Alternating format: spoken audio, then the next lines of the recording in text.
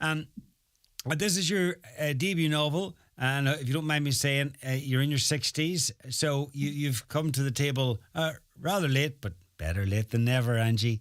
And That's what I say. yeah, you're given a voucher for a writing class. Tell us about how it all unfolded and how it came about. Well, I suppose I had often thought that there was a particular story that should be told and hadn't been. The story about the Choctaw Indians' donation to the Irish famine victims. So I must have mentioned that more than I thought at home, because one Christmas my son gave me a voucher for a creative writing class, and he said, you can go and tell that story now. So that's how it started. I was delighted with the voucher, but I was a bit worried that I was going to be the oldest person in the class and know a lot less than everybody else. But I went anyhow, and I was the oldest person, but it really didn't matter because we were all there learning the same thing. So yeah, I was late to the game, but very happy that I went. Yeah, I can imagine. And now with your first novel out, so you've obviously taken to it. And I'm just looking at your career outside of writing and working at a psychiatric hospital and also in a child and adolescent mental health service and a qualified librarian. That's quite a mix. Well, not really, because the library that I was working in was supporting the staff, and it was more about research into different types of psychiatric illnesses. And there was a lot of research going on and still is ongoing. And so there was also a section of the library that was for fiction. So for staff and for patients who wanted to borrow a book. So it was a mix between the two things. Okay. It worked very well. Okay. Let's get to your book now, and I just want to outline the premise for listeners, because it's 1912 and 7 passengers on the Titanic who actually left when it came to shore in Queenstown, or Cove as we now know it. And it's in a way it's a lesser known fact, and it's the last stop before it heads off, but soon after it does, the body of a man who's linked to the ship is taken from the water, murdered, and there's a district inspector whose only lead to the identity of the killer is through the 7 passengers who left the ship.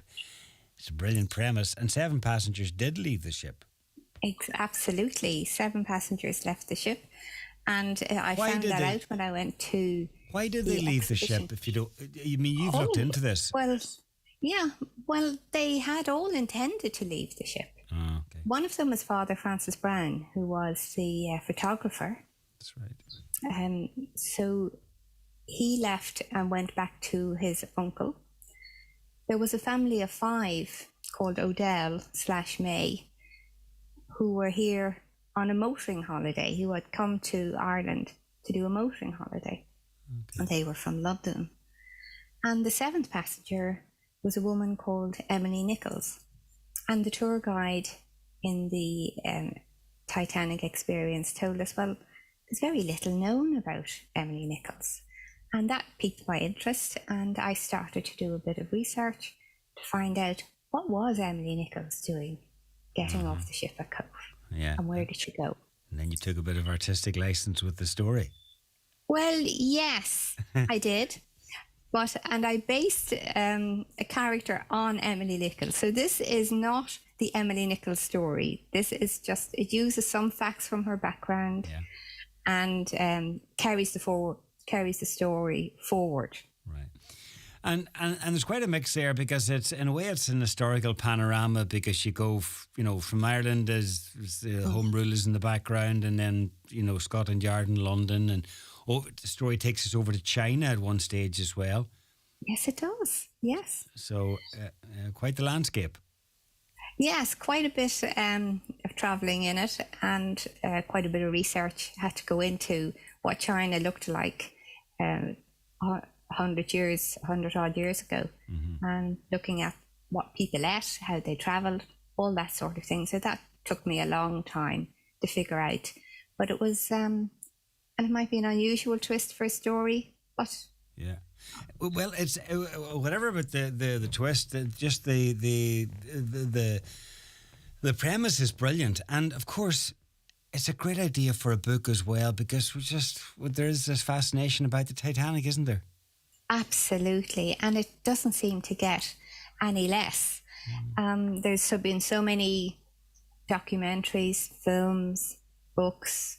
I mean, you can't turn on the television without there being something about the Titanic. Even last night, there was a program about the Titanic on the television.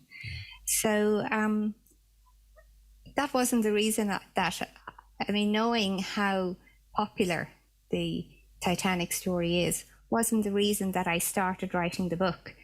My initial interest was in that woman who got off and where did she go. So, but yeah, it was the Titanic is still hugely popular, hugely interesting.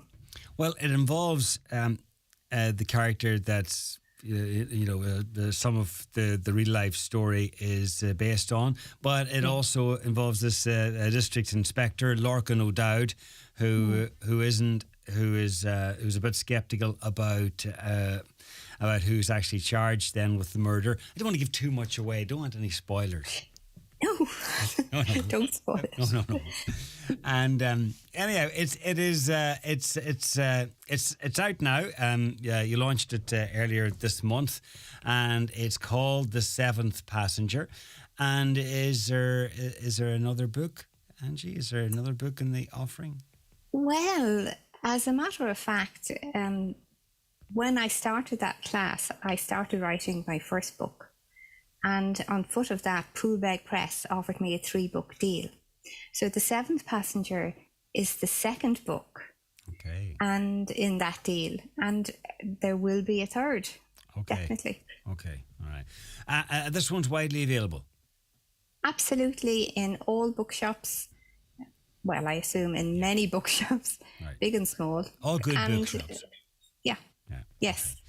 Absolutely. All right, seek it out. It's called The Seventh Passenger. Angie, thanks a million for having a chat with us. Thanks, John. Appreciate it.